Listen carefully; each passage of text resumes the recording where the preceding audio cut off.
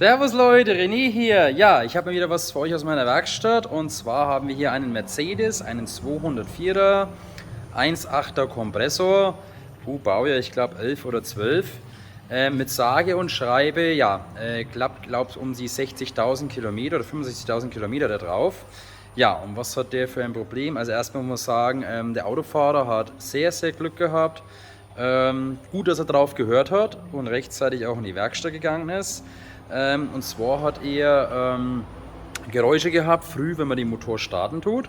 Und wenn der Motor richtig warm ist, dann hat es ja, Klackergeräusche an sich gemacht aus dem Motorraum oder vom Motor selber. Nicht immer, aber ab und an waren hier richtige, ja, Klappergeräusche, Rasselgeräusche, sage ich halt einmal. Gut, haben das Ganze zerlegt gehabt, ist eine Mordsarbeit, sage ich euch. Und was ich da festgestellt gehabt habe und was eventuell auch die Ursache sein könnte, das möchte ich jetzt einfach mal zeigen. Also, Motor, alles zerlegt, schaut ganz fuchsteufelswild hier aus. So, viele können sich es wahrscheinlich schon denken, was ist unser Problem? Und zwar diese Steuerkette. Wir haben jetzt diese Steuerkette oder den Motor auf die Grundeinstellung gestellt, sag ich mal, mit so einem Lineal hier befestigt. Und unten haben wir auch die Kurbelwelle. Naja, sieht man jetzt schlecht, OT. Also der Motor ist praktisch in Grundstellung. Und jetzt schaut er mal an, wenn ich die Kette hier bewege. Ich denke, das kann man hier schon sehr gut kennen, wie diese Kette hier rumschlagert. Also wie gesagt, das ist ja alles komplett auf Spannung. So ist das Ganze jetzt eigentlich ja, verbaut, abgesteckt und naja, ganz klar, dass das Ganze hier Geräusche macht. Die hat gewaltig, sage ich mal, Spiel, ist kurz davor zu überspringen, beziehungsweise ist die auch schon übersprungen, also unsere Steuerzeiten, sprich unser Lineal, man sieht es auch hier hinten, diese Markierungen, die haben nicht übereingestimmt, das haben wir jetzt manuell hingedreht, damit unsere Absteckwerkzeuge reinpassen, also die ist schon übersprungen, auf jeden Fall war da schon irgendwas. So, natürlich auch die Ölwanne abgebaut, dazu muss die Vorderachse alles ausgebaut werden, also eine Riesenarbeit, weil das Öl irgendwie komisch ausgeschaut hat und da wurde anscheinend schon mal irgendwie vor kurzer Zeit irgendwas gemacht. Ich habe gesagt, die Ölwanne muss runter, ich muss mal anschauen, was da ist. So, und jetzt passt mal auf. Also, das ist hier die Ölwanne und ihr seht es jetzt schon, das ist da irgendwie so Glibberzeug.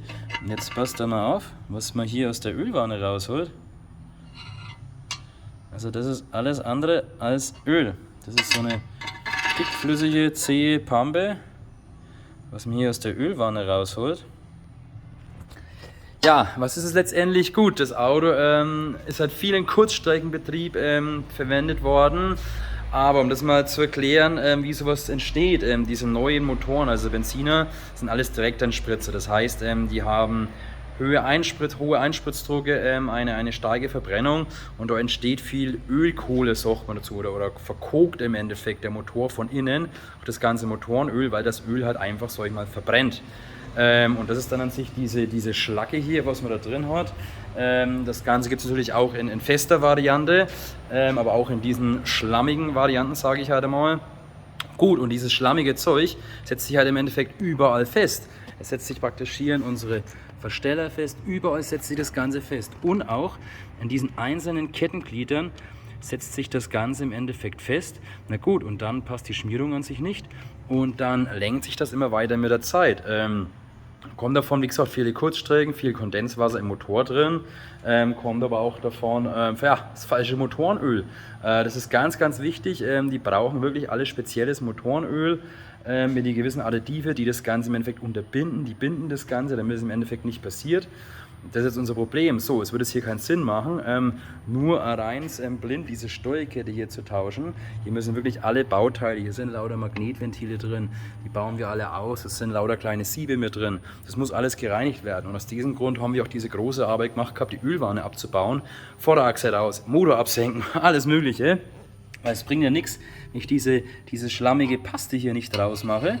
Ja, dann baue ich alles wieder zusammen und habe das gleich wieder meinen Ölkreislauf drin. Die Kanäle verstopfen alle. Wir werden auch danach, wenn das alles sauber ist und wieder fertig gebaut ist, eine Ölspülung durchführen. 1-2 Ölwechsel noch machen, damit dieser ganze Schlamm alles draußen ist, dass da wirklich nichts weiter passiert. Und wie gesagt, ja, in diesem Fall Glück im Unglück gehabt. Es ist schon ein starkes Stück, Auch sehr, sehr viel Arbeit, das Ganze, ja, ihr seht es ja selber, das Ganze auseinanderzubauen. Ja, wir machen jetzt hier eine neue Steuerkette, alles mit drauf, tun die ganzen Ersatzteile tauschen, die ganzen Gleitschienen alle mit erneuern. Und dann passt das Ganze wieder. Also wie gesagt, ganz, ganz wichtig, Leute, schaut bitte auf das Öl, was ihr reintut. Vermeidet bitte auch das ganze Kurzstreckengefahre.